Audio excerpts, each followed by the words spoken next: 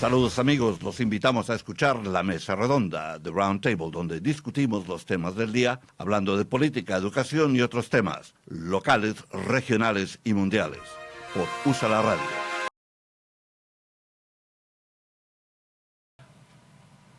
Señores oyentes de USA la Media, estamos aquí de nuevo con su programa La Mesa Redonda, The Round Table, desde el corazón del barrio hispano, en la ciudad del amor fraternal. Les habla Fernando Mendez, Johan Bermúdez al tablero y Caris Painter nos acompaña en el día de hoy. Bienvenida. Hi, welcome. Welcome. Thank you. So, unfortunately, Caris is losing her voice. She warns us in case all of a sudden she goes silent. It's not because I took the mic away from her. She might have difficulties with her voice. But here we are. So, Caris, as I came in and you said, like, I have my notes so I can remember who I am. Who are you? I am a dancer. I'm an advocate. I'm an artist. I'm a teacher. And I'm a storyteller. Interesting. Let's take it from there. What kind of storyteller? I was a teacher, a classroom teacher. And so a lot of the work that I did was telling stories from books, but also sharing personal stories. And now I love sharing stories of dance and movement. How did people get into the different activities that they do? And I think by sharing those stories, we can be inspired to get into an activity, to start trying something new. Great. So most storytellers that I know are writers, or they were inspired by writers, so they are good readers. Are you a good reader? I'm a good reader. I love reading many different things from fiction to nonfiction. But I think what inspired me even more was the curiosity and the conversations with people. And hearing their story made me want to share and provide that space to them so we could learn from them.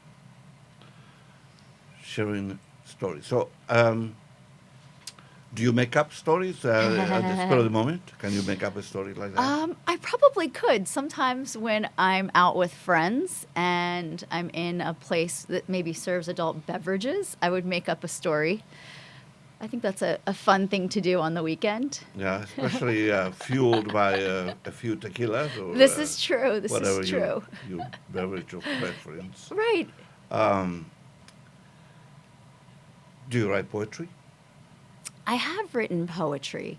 I'm inspired by my travels to write poetry. I'm also inspired by the people that I meet to write poetry. What kind of poetry? Free verse? I would say free verse. Yeah. Yes, definitely. Not something that I'd want to publish or share. Just going to ask you if you share one or two maybe, poems. maybe another time. Can you recite a poem? Yeah. One of the things that has always impressed me talking about poetry is the fact that there were some Latin American leaders who were also poets. So Simón Bolívar, who liberated Colombia, Peru, Ecuador, Venezuela, and Bolivia. He wrote poetry, and very inspiring poetry. José Martí, Cuban. In Chile, Allende. In Chile, Allende. Well, Allende, Isabel Allende is a relative of Salvador Allende, President Chile. Neruda, Pablo Neruda, one of my favorite poet. He was a very close friend of Salvador Allende, and he died not too long after Allende was killed. So Neruda, probably a broken heart. So I was checking your bio. You sent me a few notes. It says you're curious and passionate. This is true. Yeah. So passion means dedicated to a cause, Yes. Dedicated to a cause, dedicated to the things that I do. I don't dip my toe into waters. I jump in. Okay. So the things that I choose to do in my life, I do with passion, whether it's cooking, traveling, dancing, having conversations with people. Mm-hmm. I put my soul into it. And since you're an advocate, so Yes, if you put that passion into some issue that you want to advocate, definitely. give me one example. One thing that jumps out is reducing the amount of waste that we create through packaging, through recycling, through I compost. And composting in the city of Philadelphia means saving parts of the produce and the things that you cut up, putting it in your freezer or your refrigerator, and then taking it to a compost site. So my roommate thinks I'm a little bit crazy that our freezer is filled with garbage, Uh-huh. but I see it as being very passionate and dedicated to reducing the amount of trash.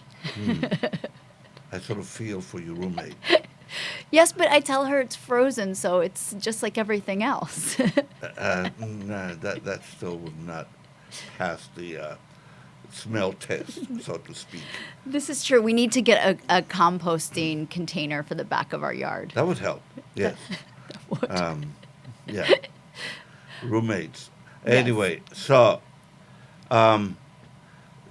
you are sort of outlining the personality of a green person. So you Very much so. Yeah. I grew up gardening. My mother grew up on a farm. right. And so I'm very dedicated to the environment and preserving what we have. I love taking hikes and being outside, bike riding, and that's only more enjoyable when there's not trash. Vegetarian. I am, and lately I've been leaning more towards vegan. Okay. Now explain the difference to me because Oh. I do not know. Yeah, so Exactly what that vegans means. are vegetarians who don't eat any animal products. So no dairy, no eggs, no cheese. No eggs. I know it's hard. Some vegans also don't eat honey because they consider honey taken from bees. That's a bit extreme, I would say. This is true, but I think if those individuals are really dedicated to caring about animals, then Are you opposed to honey? I have mixed feelings about it because honey tastes very good and there's many positive qualities of honey, but I read once that we do take the honey from the bees. That's not very But nice. they produce the honey as for a living. So you're depriving bees of their main purpose in life, I which guess is so. produce honey. Yes, I don't know enough about it. This is where the curiosity comes in. I need to read more about would the bees be okay if we took their honey? You know, that seems a little bit extreme to me. A little bit of, I don't know. I know, I think so too. I mean, what's Pooh Bear going to do without his honey? Exactly. You may go wild. So that's. So what is a vegetarian? If a Sure. a So vegan is what you just described. I believe there's many different kinds of vegetarians. I don't know enough about the different lines, the different types, but most vegetarians don't eat any animal products. So no chicken, no beef, no fish. What else? Yes, some vegetarians would eat no fish. Some would eat just no beef or red meat. Would you go crazy? You're a guest at somebody's house, having a dinner, and then you find out that some of the rice or the beans touched meat. That's a great question. It's really hard because I know in many places when I've traveled to South America, they often use pork stock in their frijoles. Yeah. And so I try to tell, if I'm visiting someone at their house, tell them in advance. But if it's included, there's nothing that I could do other than not eat it, which is hard. That's a hard social situation. But you become ill if you consume any of these products? No, I don't think I might. I've been a vegetarian since I was a child. So probably if I ate a steak, it wouldn't go down too well. No steaks, okay. I don't have the taste for meat. Do you I ever think do you have chicken ever? no, never. Fish ever? No, not so much. Eggs ever? I used to eat eggs probably up until about 2 years ago. I lived in Chile for a year in the countryside, well, a city near the countryside, and there were fresh eggs on the corner outside my apartment. I ate so many eggs in that year that I don't think I've touched an egg since. Really? Well, they're very nutritious. They are, but there's other things that have nutrition: beans, legumes. Yeah. Yes, that don't come from animals. Now, you travel a lot. I do. I love traveling. Okay, tell us about your travels. So I always had a thing for traveling and exploring, and I lived overseas in a couple different countries teaching in international schools. What were you teaching? I was teaching elementary school, so every subject: math, reading, writing, history. I taught first grade, third grade, yes.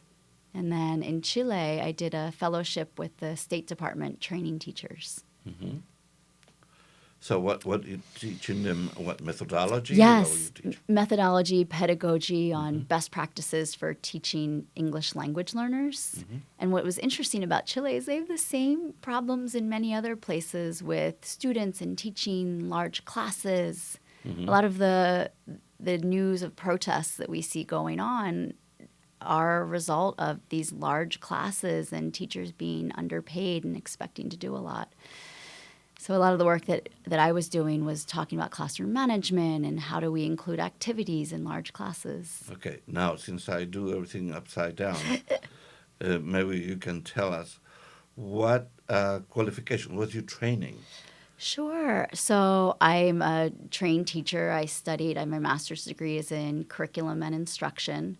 I student taught in New York. I did my degree in New York at Columbia University and spent many years in New York City and then also overseas. So lots of work with international students, bringing their culture into the classroom.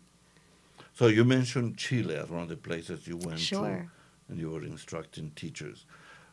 What other countries? So I taught in Rome, in Italy, in Ho Chi Minh City in Vietnam, and then, Marrakesh in Morocco.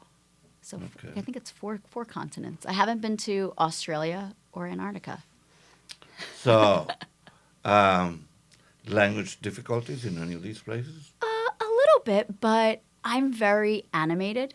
Now you don't see that so much with my hands. I'm very animated, and so a lot of it is, especially in Vietnam, was almost miming things. But Do you learn any Vietnamese? I did. I took motorbikes to get most places. They're motorbike driver taxis. And so I know right and left and straight very well. It's So what is left and right? Veo Phi Verify. is right. Veo Dai is left. I hope this is correct. And the Tang is straight. The time. Okay. And Vietnamese has 6 different tones. So what I said hopefully translates well for our listeners. Whereas Chinese has 4 tones, so Vietnamese Right. actually can be a harder language to learn. Yes, because I forgot who it was. It was Jimmy Carter that went to Poland, and he used an old man as an interpreter, a man who had not been in Poland for a long time. And the verb he used to say, "I love the people of Poland," did not translate as love, but as a physical act. So it was like, Oh, boy. that was not the most promising beginning Oh, for boy, relationships. This is very true. So I studied French in school, and I remember to say I am full after a meal Right. could be interpreted, if you don't use the correct word, as I am pregnant. Ah, that'd be great. And the host will be saying like, "So why are you telling us that?" Yes. I think it's Je suis plein, but I forget. Maybe one of our Je suis listeners plein. can share. Je suis enceinte. Yes. Well, of these places, tell us one memory that sticks with you Definitely. from Vietnam. Say. Sure. What sticks out to me about Vietnam is the motorbikes. There are motorbikes everywhere, especially in Ho Chi Minh City. It was almost impossible to walk down the streets of Ho Chi Minh City because there's motorbikes. Often they drive on the sidewalk. But I would take a motorbike taxi to a belly dance class. And you would never think there'd be belly dancing in Vietnam, but they're very good at copying things in Vietnam. So the instructors would learn from YouTube and then would have these classes. And so I remember going to the belly dance class, all in Vietnamese, and learning the terminology for belly dance steps, which also helped my right and left for when I'm on the motorbike. Good. Yeah. Did you have any trouble with? I know it's not in China especially.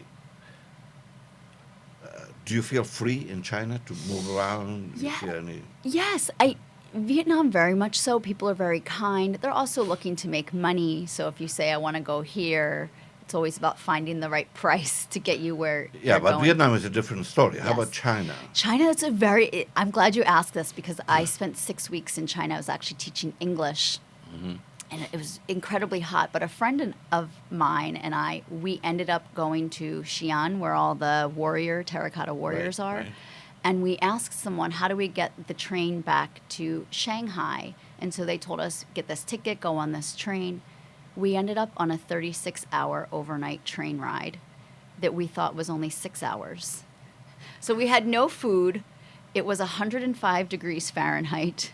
So there, going back to your question of language difficulties, there was definitely some miscommunication. Did you have water? We did, but the wonderful thing, again, about many of these countries having lots of entrepreneurs, they would stop in these little towns and people would come to the windows and Right. sell tiny watermelons, water, food, etc.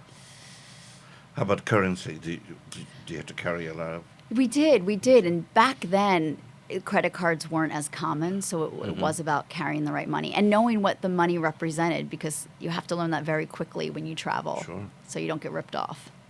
Because that happens anywhere you go if you don't know the currency. Definitely, and knowing what a fake bill feels like as well can be. No, that's a tough one. Yes. Because it could happen here even. Right? They give you Yes, fake dollars. that's very true.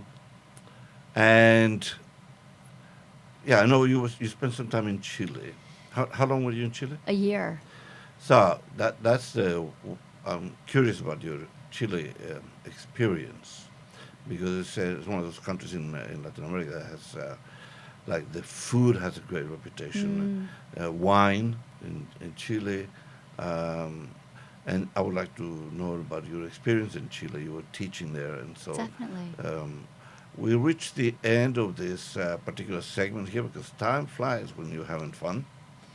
But on the other side of the pause, we'll talk about the politics in Chile, and maybe you can tell us what was happening there, because now there are marches in Chile and marches in Bolivia too. It's that gap from the rich and the poor, and that's where the difficulties in Latin America are coming from. So maybe you can tell us a little bit about your perception of Chile. Definitely. Estamos aquí en compañía de una dama excelente, doña Caris Painter. Está con nosotros hablando sobre sus viajes, sus experiencias. Y ella ha sido una artista también, escribe poesía, ¿qué más? Bailarina. Así que vamos a hablar con ella más al otro lado de esta breve pausa. Aquí les habla Fernando Mendez desde la mesa redonda. Johan Bermúdez al tablero. Regresamos en un momento. I came out in the 11th grade. Nobody was embracing you. The kids were cruel. It was very difficult to be gay. Not completing high school is more of a social thing than it was an academic thing. And even though all these years have passed, I still had that longing to have my diploma. I have a mentor, Maria, and she convinced me to continue my education. Just never judges. She's a true role model. From the depths of my heart, I thank you, Maria, for being a friend and a beautiful person. No one receives a diploma alone, and I'm honored to share this moment with you. Thank you. If you're even considering getting your high school diploma, go get it. You can do it.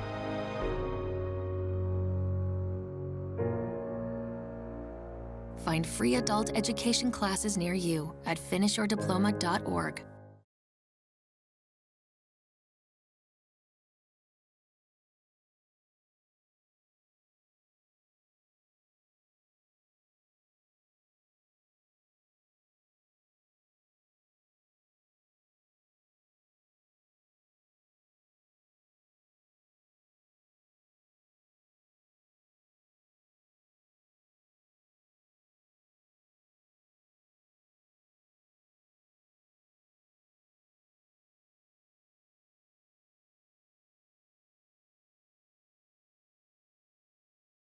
Because of you, I feel not alone in this world. And you let me know that it only takes one person to make you feel wanted.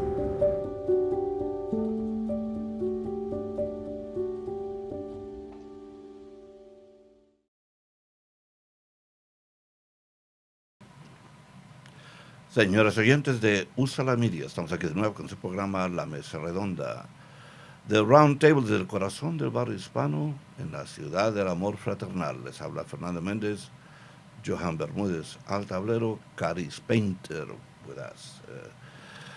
Estamos hablando sobre los viajes de ella, su arte. Ella es bailarina, ella escribe poesía, ha sido profesora. Es una persona que tiene talentos múltiples.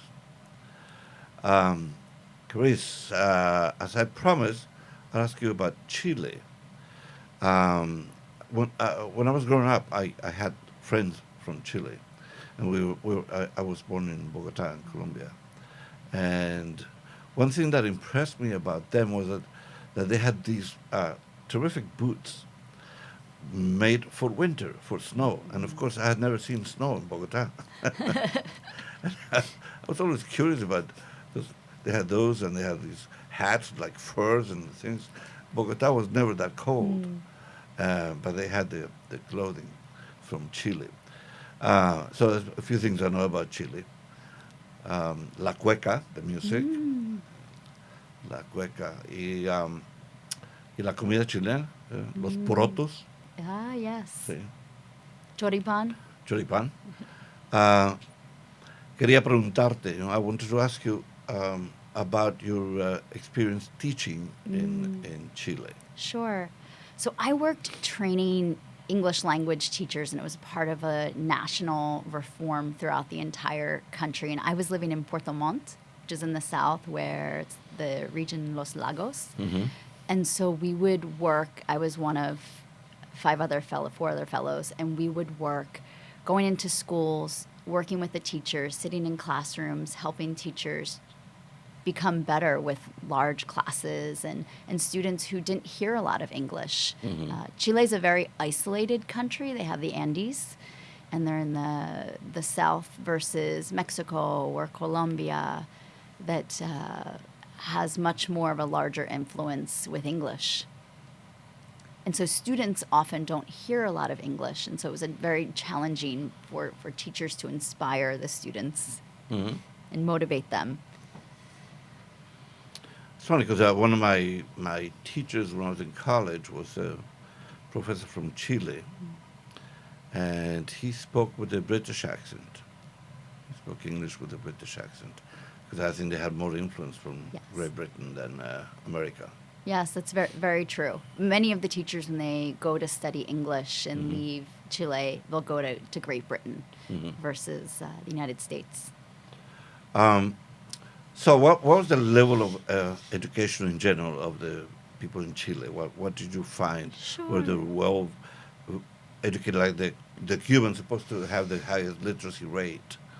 So how was Chile in that aspect? It's very complicated, getting back to your question of politics. So Chile had a dictatorship for many, many years. Were you there when it happened? No, I wasn't. Oh, I wasn't born yet.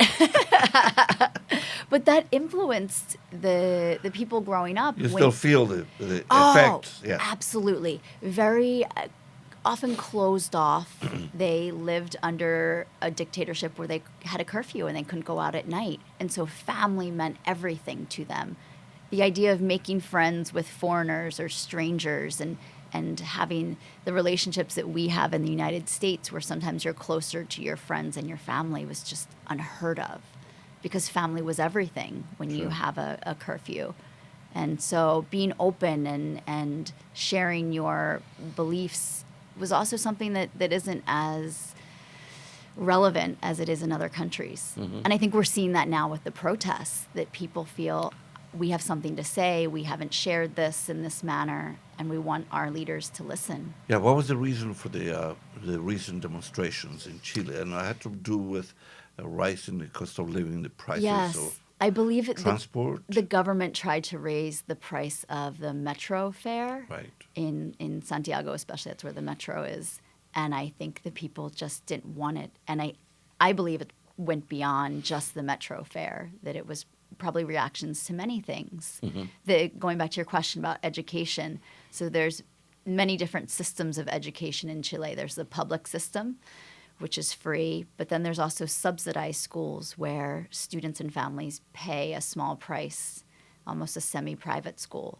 And that creates distance between the rich and the poor. Yeah, and especially the private schools, so where the elite go. Absolutely. And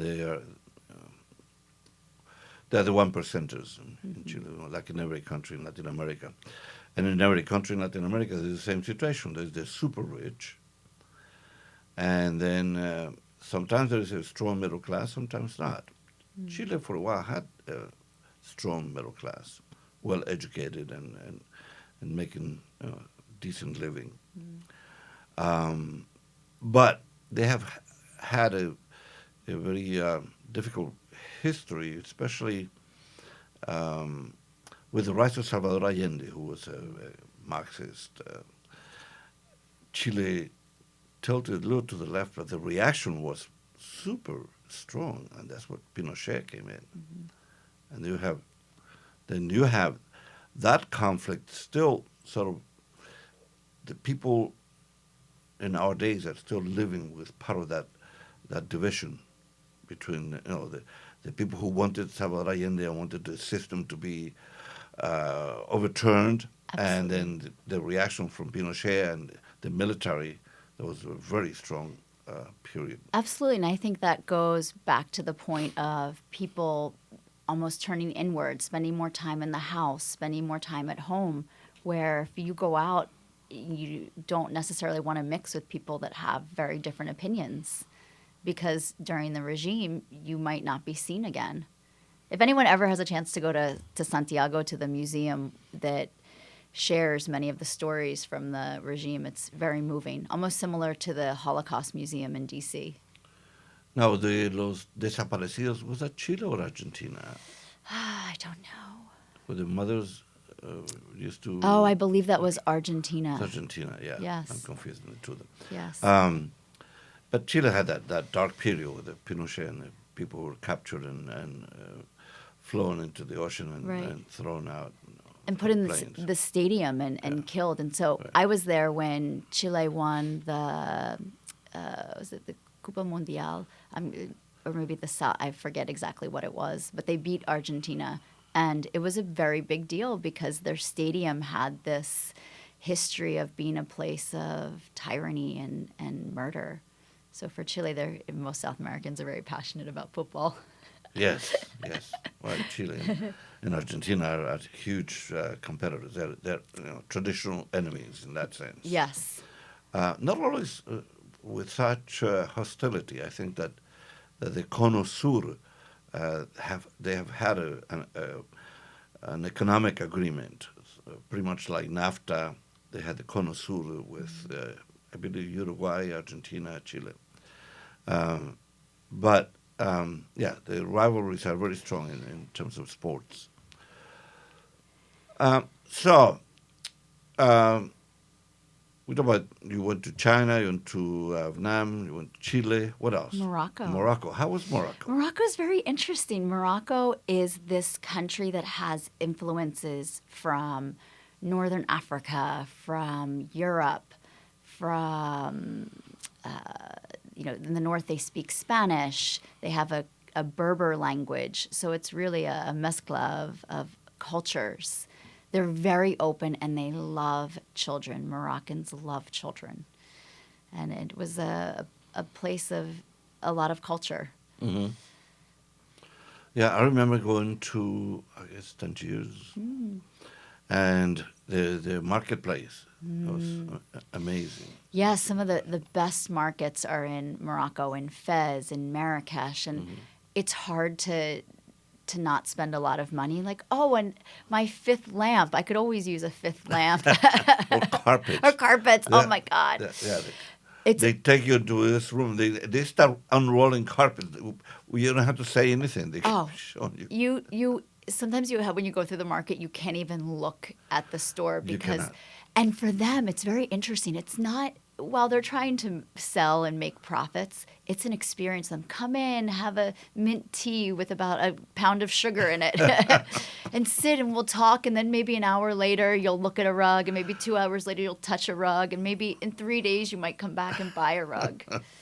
Yes. The other thing that they're very clever, the children, even in the streets, some beggars, and so they would beg for money, and you say like, I don't understand. They would say, they start speaking to you in Chinese, in Yes. German, in Arabic, whatever. What do you speak? Oh, English, French. They definitely put us to shame as Americans traveling there. Even the rug sellers as well, speaking multiple languages. What a beautiful sight, and the possibilities that we can learn languages. I used to think there's a lot of sheep herders in Morocco, and I used to think if I was a sheep herder, I would just listen to all these languages on tape. You spend your days in the field. What else do you do, right? Yes. Lonely occupation. Or books on tape. Except that when the reception would be over there. Now you have to record it, I guess. Correct. That's pretty fun. When you're a sheep herder. Yes. So, do you travel outside Morocco? Do you go anywhere in the region, Yes. in the area? So we went. I went to lots of different places in the countryside, which was beautiful, beautiful. And the people, the farther away you get from the cities, the nicer they are. And some of the best food in Morocco is in these places that are on a mountaintop, or this one area even has the tables in a stream. So you walk in with barefoot, and the table is in the stream. Interesting. Yes. Restaurants aren't a big scene in Morocco because it takes so long to cook their couscous, their tagine. And so the best food is either in the countryside or in people's houses. Oh, what an interesting thing. Yeah, but there are restaurants, I mean, obviously. Yes. Yeah. Mostly for tourists, or in Marrakesh, because it's a big tourist city, there'll be restaurants like Paul, which is a French bakery, things to cater more towards a bigger pocketbook. So was this a place where you had no problems with the food because they are not eating cows or chickens? This is an interesting question because when some of their holidays, because it's a mostly Muslim country, you would see sheep on the back of motorbikes. And as a vegetarian and animal lover, that was very hard to watch. And then you would see the sheeps hanging out behind people's houses. A lot of people kill the sheeps or sacrifice the sheeps in their apartments, and they have drains on the floor. Right. And so that, outside of that, it was relatively easy to find options. Couscous and tons of fresh vegetables. The markets are really an amazing place, and put our markets in the United States to shame. Yeah, Latin America is a lot about fruit, especially in the tropics. Yes. One of the largest markets actually is in Chile, La Vega market in Santiago, and almost all of our avocados that we get in January, February, March are from Chile. And we get the ones that are probably about 2 inches, but they have these baby ones in Chile that are much more common. More flavorful? Yes. Or, yeah. Más o menos, es depende. But they call them palta in Chile, and I believe in Argentina they call it palta too, instead of... And they have the melocotones, which we call duraznos. Yes. Sí, la comida, the food, is one of the main things that distinguishes all these countries. the customs and all that. It's difficult to get used to some of the food, especially in your case. Yes. Being such a strict vegetarian, you will not do well in some of the cities in Colombia where it's like everything is chicken and pork. And the banda de países.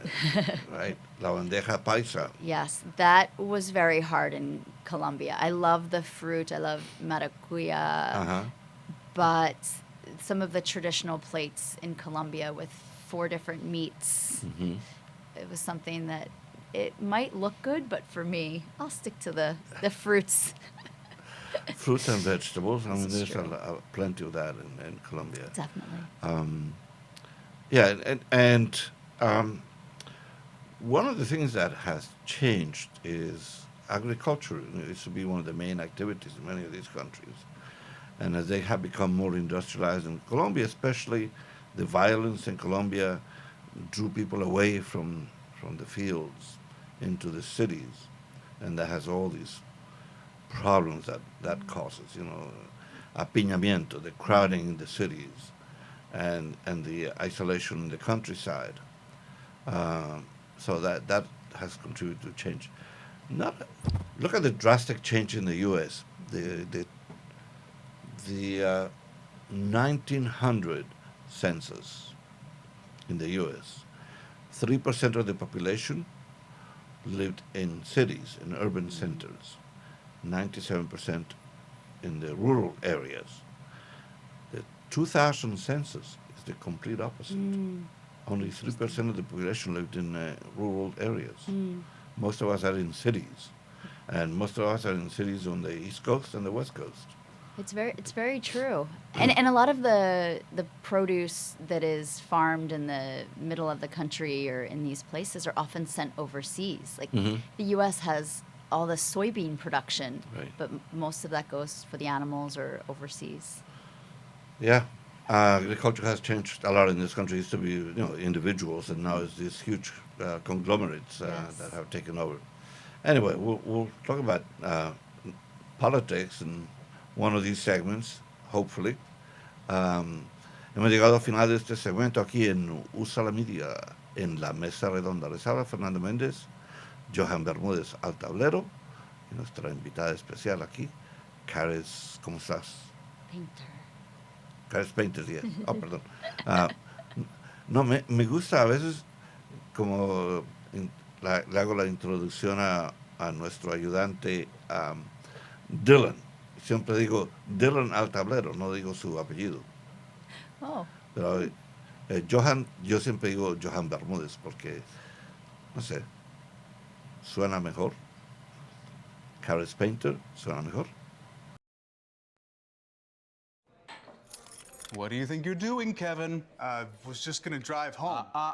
There are several warning signs present that you shouldn't be driving. Like hearing voices? Like your text-to-emoji ratio? Oh man, the selfies. Selfie, nailed it. We all have warning signs that let us know that we're probably not okay to drive. Mine is pretending to be your subconscious. Craig, come on man, let's split a ride home.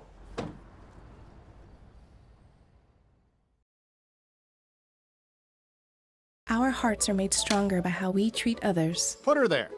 The light you share can impact those around you, but so can the darkness. Later, twerps! Did Pete saying mean things bother you? So when you reach out to another person, take a moment to consider how they will feel and let your heart be the key to making a difference. Because of you, someone's entire day, year, or even life can change. In every heart, there's hope.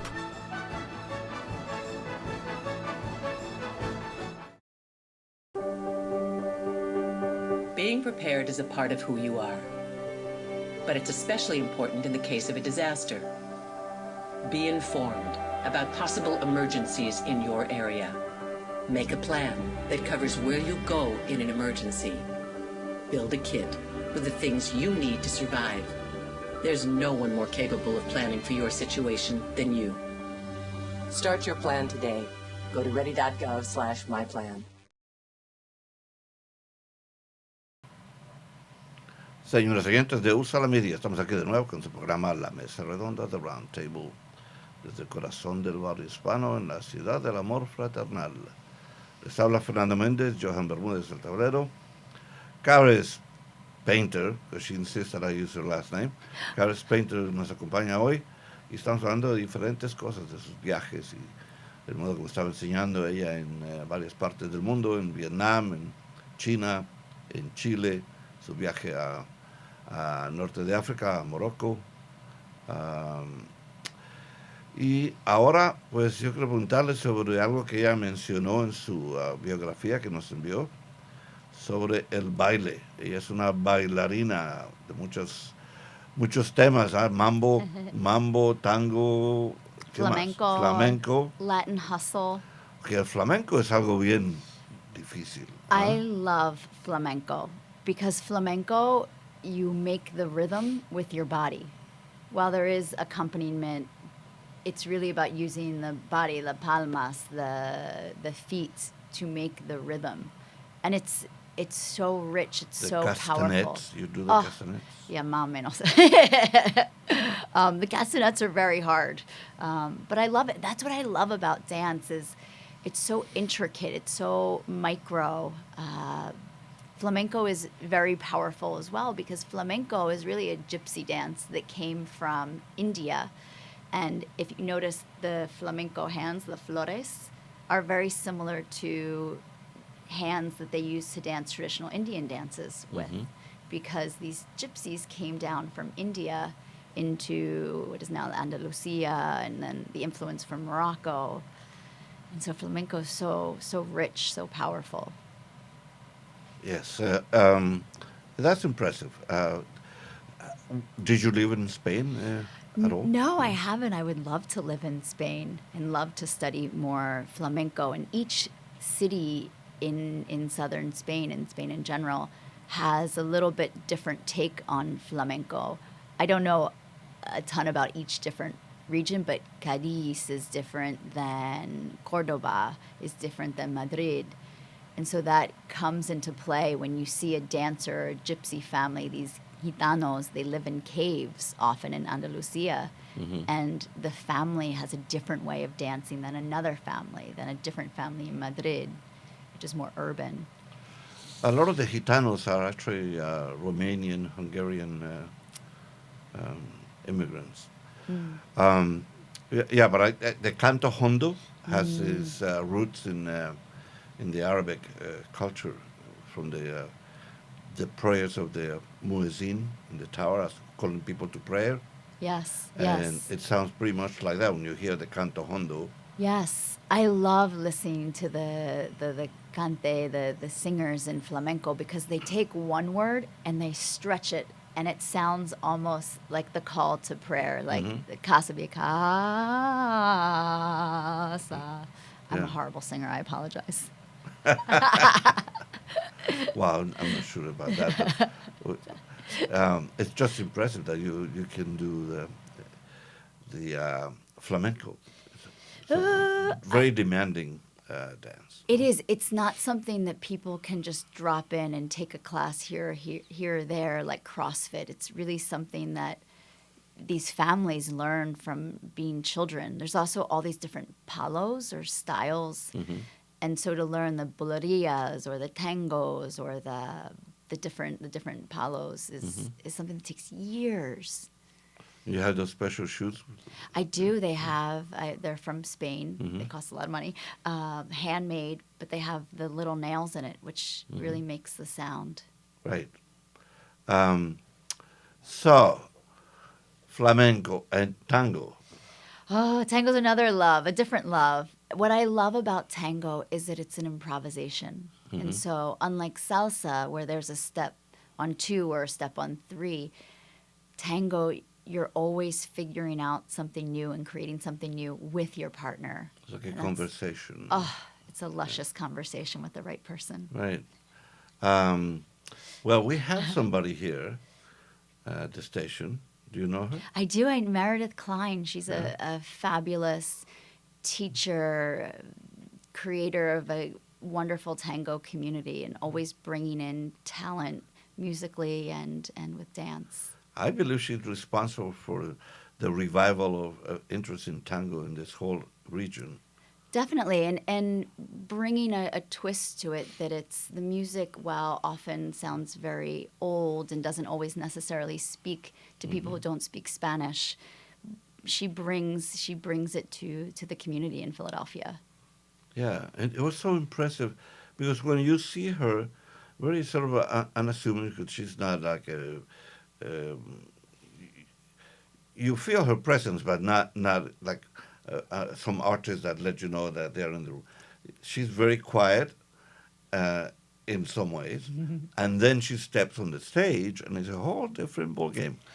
Yes. This sudden burst of energy and artistry that is really. And that's what I love about dance, that dance is an expression. It's telling a story with music, with your body, and the subtleties, but also the grand movements are what's so beautiful for us as someone who's dancing and for someone who's watching. So how did you learn flamenco? I started flamenco. I used to live in D.C., and I started there. I think the music brought me into it. And then here I study at Soundspace, which has a beautiful wood floor with a teacher named Liliana, who's fabulous. Mm-hmm. And we study once a week. I wish it was more, but other things in my life. And tango? Tango I've studied for many years, but always getting better. What I love about tango, and really any of these dances, you start with walking, back to the basics. Did you spend any time in Argentina? I did. I've probably been there 5 or 6 times. I was there most recently this past spring, early summer for 6 weeks. Mm-hmm. And this last time I started studying folklorico much more, and I fell in love with folklorico. What is the difference between tango and folklorico? Yeah, so tango is mostly an urban dance that's danced by a very small population in Buenos Aires. But folklorico comes from the countryside, just like in Mexico and probably Colombia and other countries as well. But folklorico, you're not attached, you're not as close to your partner as you are in tango. And the music is music from the countryside. Excuse me. And it's this play back and forth, again, a conversation. And to me, it feels a little more inclusive because they do it at peñas, which are these celebrations of food and music. Mm-hmm. It's different. It's similar but different. Yeah, tango has the milonga. Mm-hmm. But how about flamenco? Yeah, flamenco I haven't studied outside of the United States, mostly here in Philadelphia. And also there's a fabulous conservatory of flamenco, the only one in the United States, in Albuquerque, New Mexico. So that's where the Spanish... Have you been there? I have. My brother lives in Albuquerque, so I've been out there several times. It's an odd place for flamenco. It sounds very odd, but the Spanish settled there many years ago in the United States and started this community of flamenco that has been passed down. And so it's a conservatory where they do classes from 2-year-olds up to older adults. So what is your main activity nowadays? That's a great question.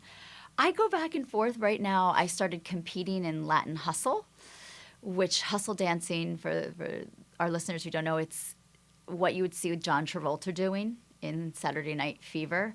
And so I started with that, most recently competing. That and Argentine folklorico has really been my love, my draw. But all of them come into this repertoire, and I take a little bit from each and put it in the work that I do. It's almost being an artist, studying painting, drawing, sculpture. Yeah, you do some of that, don't you? I do. It's interesting that you say this. I became very fascinated with contemporary art, and I never was interested in modern art or modern art museums. But through my travels, I started visiting contemporary museums, fell in love, and I started creating art myself and had a piece in a show in Milan probably about 1.5 years ago, which was nice to take a trip to Milan. So how's your Italian? Oh, Because mi dispiace, parlo un po' d'italiano. Che cosa fai? I'm giving you gestures. That's much more. Mostly with the hands, right. This is true. But it's close enough to Spanish, so you can probably... It is. It is. Yeah. Sometimes I have to say, was that a Spanish word or was that an Italian word or a French word? So, I see something about the dance for Parkinson's. Oh, I'm so glad you brought this up. That. I just spent 2 days in Brooklyn last week with Mark Morris Dance Group. They're a modern dance group in Brooklyn. Training with them. They have a fabulous program called Dance for Parkinson's. Mm-hmm. And so it's training dancers to be teachers of these classes for individuals who have Parkinson's. So Parkinson's affects the neurological system, and it affects movement, control of movement. And so I will eventually be training dancers, individuals with Parkinson's, in a dance class. Wow. So does it help to deal with the illness? Does it slow down the progress? Yes. So it provides an outlet, just as any other dance class, for expression, for movement, for social bonding, self-expression. It helps with memory. I don't know if it would necessarily slow down. I think maybe somebody who has much more experience than me could say that. But it's really a time for people who feel that they've lost movement and muscle control, mm-hmm. to be able to use that in an expressive quality. So how are you engaged in this? Are you yes. Teaching it? I have not started teaching this in Philadelphia, but when I was in Argentina mm-hmm. this past spring, I saw a class called Neuro Tango. So it's tango for individuals with different capacities, which we might call special education here, or people with disabilities.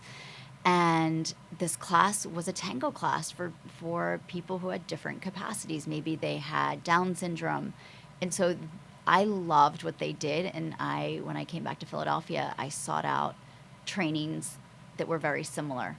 And so I hope to be able to lead classes, to teach classes. So we have that here. Where do we have that? Yeah, I just recently learned about this, but there are a couple different places. I believe in Abington, in Westchester, there are classes for people specifically with Parkinson's to dance. Well, great. It's another way to for you to contribute to the community. With besides your dance, which is commendable, but you also do some photography. Oh, yes. So we are on American Street right now, and down several blocks is the Philadelphia Photography Arts Center, and I started taking classes there a few years ago. Always loved photography, and I love street photography, so I take my camera everywhere I go. I have it with me now, and when I see something interesting, I'll take a picture. What is your favorite subject? I mean, people, buildings. I'm glad you asked. I love taking pictures of people, mm-hmm. but I lived in South Philly for a year where there's lots of trash. And so I started taking pictures of trash, which sounds very funny, but Philly has a special relationship with trash, especially in South Philadelphia, because they don't want to have street cleaning traditionally. Mm. And so Philadelphia is also a place that does not have standardized trash cans. Carice, if you don't mind, there is something wrong with you. One, you put trash in the refrigerator, and then you're taking pictures of trash. I know, it's a theme. So it's a theme, yes. But I think the theme is that as humans, we produce so much trash, and if you look at the animal world, they only produce really one type of trash, but I won't go into that. They do. And often you step into it. Yes, I think I've also seen that people, once you get into the nicer neighborhoods or the more affluent neighborhoods, I'm almost amazed at what people put out for trash. Like, oh, that's an antique dresser. When I was younger, we used to drive past and we would see an antique dresser. Okay, let's put that in the car and we'll refinish it. Sure. And that's something that I hope people start to donate and give away rather than having it end up in the dumpster or my photography portfolio. Yeah, I hate when I see that like something that somebody else could use that is actually left out for the trash. I people, totally agree. correct? And I'm not going to lie. I have a Honda Fit, and the back of it is often things that I have seen on the street that I'll end up taking to a thrift store because I think someone else could use this. Sure. Well, it seems to be part of everything you do, and you're dancer, teacher, photographer, traveler, um, a lot of energy. A lot of energy. I'm a Renaissance woman. Yeah, a Renaissance woman. Maybe in 300 years, somebody will be looking at my trash photos in a museum. Do you play an instrument? I don't now. I definitely want to start playing again. When I was a child, I studied piano and the saxophone. My mom played the saxophone. But it was between taking piano lessons and dance just in my time, and I couldn't give up the dance. I was very passionate about that. So I love percussion. I started playing the cajon for flamenco this past summer. Oh, I think I was a percussionist in my past life. That's great. Yeah. So there's another talent you can add to your list. This is true. Well, we have spent this past hour with Carice Painter, photographer, artist, teacher, dancer, multi-talented, as she says, a Renaissance woman. Thank you for coming to our program, La Mesa Redonda. Thank you so much for letting me share my stories. And you must return some other time. Bueno, muchas gracias por su sintonía en el día de hoy. Se despide de ustedes Fernando Méndez, Johan Bermúdez al tablero, aquí desde el barrio hispano, la Mesa Redonda de Round Table. Hasta la próxima.